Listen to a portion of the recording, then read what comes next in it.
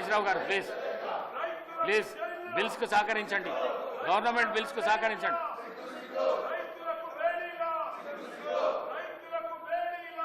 పోతే అందరిని పిలుచుకొని సీట్ల మీద కూర్చో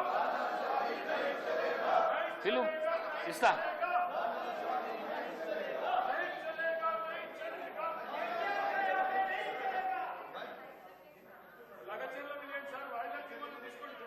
తీసుకుంటామంటున్నా. రాజ్ ఠాకూర్ సార్ ధన్యవాదాలు అధ్యక్ష. అధ్యక్ష దయచేసి ఒక్కసారి వినాలి.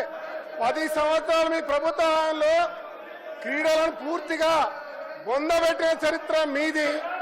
ఒక్కసారి ఇక్కడ ఆలోచన చేయాలి. కేటీఆర్ గారు, హరీష్ రావు గారు చెప్తా ఉన్నారు, దయచేసి వినాలి మీరు. అధ్యక్ష ఈరోజు రేవంత్ రెడ్డి గారు రాష్ట్ర ముఖ్యమంత్రిగా మరొక్కసారి తెలంగాణ క్రీడాకారులను అంతర్జాతీయ స్థాయికి తీసుకురావడానికి ఇవాళ చరిత్రాత్మకమైన నిర్ణయం తీసుకోవడం ఈ రాష్ట్ర తెలంగాణ ప్రజల పక్షాన్ని నిజంగా ధన్యవాదాలు తెలియజేస్తా ఉన్నాం అధ్యక్ష. ఇవాళ అధ్యక్ష గతంలో 36 అకాడమీలు ఉండేటివి అధ్యక్ష. ఈరోజు గత 10 సంవత్సరాల నుంచి ఒక్క అకాడమీ లేకపోగా అసలు క్రీడలు అనే దానికి పూర్తి గుర్తింపు లేకుండా కూడా ఉన్నటువంటి క్రీడా ప్రాంగణాలు కూడా మరుగున పడేటట్టు చేసిన చరిత్ర వీలే అధ్యక్ష.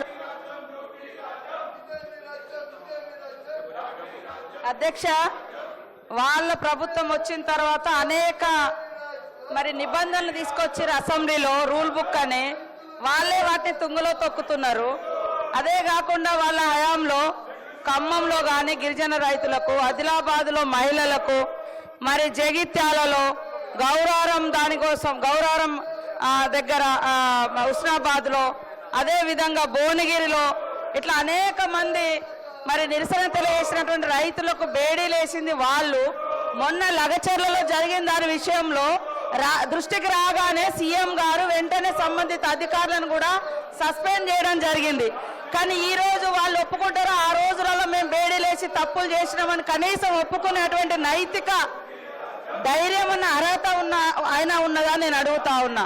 కాబట్టి మీ ప్రభుత్వం ఉన్నప్పుడేమో అన్ని రూల్స్ బుక్ తీసుకొచ్చి ఎవరు వెల్లోకి రావద్దు, ప్లే కార్డులు పట్టొద్దు అని నిబంధనలు పెట్టారు.